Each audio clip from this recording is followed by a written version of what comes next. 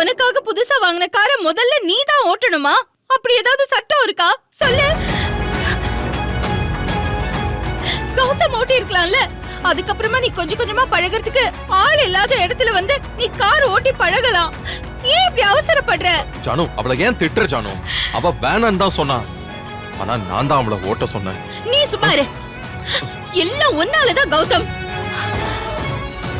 ஏன்பா, கார்த்திக் வாழ்க்கையில இவ்ளோ பிரச்சனை போயிட்டு இருக்கு. இந்த நேரத்துல உன் பொண்டாட்டி பிறந்த நாளை கொண்டாடுறது ரொம்ப முக்கியமா? அவளுக்கு புது கார் வாங்கி தான் கொடுக்கணுமா? ஏன் ரெண்டு பேரும் இப்படி பொறுமை இல்லாம இருக்கீங்க? இலக்கியா, வர வர நீ பண்றது எதுவுமே சரியில்லை.